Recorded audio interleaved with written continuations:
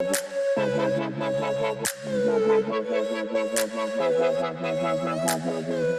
mentioned KPIs. I'd be curious. I mean, you've developed this specialization in beauty, obviously, but at the same time, I think you've been involved in a lot of these digitally native Yep. or digitally forward brands like Charlotte Tilbury, Drunk Elephant, Too Faced, Morphe. What are the KPIs that they're presenting on the digital side? Like if Yep. I'm a brand and I'm trying to figure out, okay, what are the numbers that are important when I'm trying to sell my company or raise Yeah. money for investment? What are they paying attention to, the Yeah. investors and the acquirers? Yeah. Another excellent question. And I think also what I would say, to listeners is there was a time when the digital native business was much savvier in digital than were the big companies. And in many cases, they were buying to learn because they didn't know about digital and they didn't know about social. I think those days are way past us, meaning the big players are now very sophisticated. They know how to live and work on Amazon. They know how to build their own e-commerce platforms. And now their digital businesses are in the hundreds of millions, if not billions, in the beauty side. So they know all the KPIs. They know how to assess the KPIs, which are the ones that we sort of talked about. Make money at the unit level, meaning is my first order, is my average order higher than my customer acquisition cost?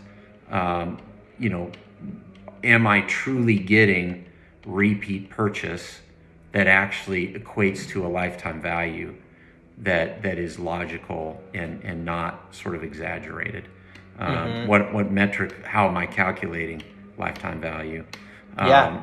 I mean, that's so tough when you have Yeah. somebody that can buy on your website, then go and buy in store, and then Yep. maybe buy at Amazon. Absolutely. Like, how do you track that person, across Yep. all those different ecosystems? And that's another thing. Be real about your marketing costs and be real about the marketing costs you be.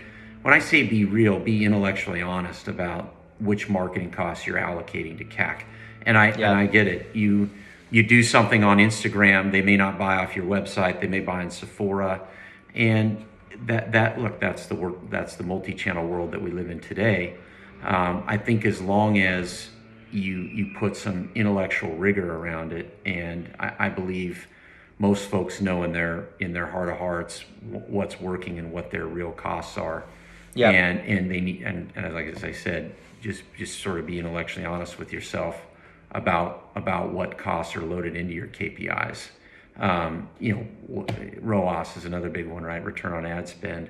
How do you, if you're a multi-channel business, I think it's if you're sort of in the click and buy mode, that's certainly easy to track. But if you're sending an ad or sending an email campaign, and they don't go right into buying, but they buy an Ulta or Sephora the next time they walk through, I think you need to understand that. But also, there's ways to figure this out. If you're running your own campaign or you're doing something on social and your .com sales sort of do okay, but you watch an Ulta.com sales go way up or Sephora's .com sales go way up, then it's probably working, and you need to think about how you allocate that in your metrics. The other thing I will say is sophisticated companies today are not competing with different channels digitally. Meaning, if Sephora is doing something with your brand, don't go out there and do something digitally direct on your own and compete with Sephora to try to outdo Sephora and drive folks to your website, right? Yeah. You want to be coordinated with your campaigns, right? When Sephora's off, you're on. If you happen to be an Ulta and Sephora, make sure that Sephora and Ulta don't compete with each other, right? You shouldn't be competing with them either on digital. So, the other part that clearly just being on Instagram and Instagram likes or Instagram followers, those days are now over, and you could tell folks that better than anybody. I think what you guys are doing around engagement and retention of influencers is super, super important, and needs to be monitored and tracked, because that's really what you're looking for. Are you Are you identifying? Are you catering to? Are you speaking to influencers that aren't just sort of one and done with your brand, but really are engaging and there and staying with your brand because it speaks to them. Back to that word authentic. If your brand isn't genuinely authentic to them and doesn't speak to them, well, guess what? They're not going to really talk about it that much. It's going to be sort of a one-off, and it's probably going to be diluted by talking about a bunch of other stuff at the same time. So. Yeah, I mean that goes back to when we both. I think a big takeoff point for both of us was Nick's, right? When we met Nick's, it's like, wow, they're doing it way differently than everybody else. And in the metrics we're tracking, right, which was EMV at the time, the numbers are just through the roof. Like, what are they doing that's different than everybody else? And it was, long-term relationships. That's right. Authentic relationships, right? Supporting the creators as much as the creators supported them.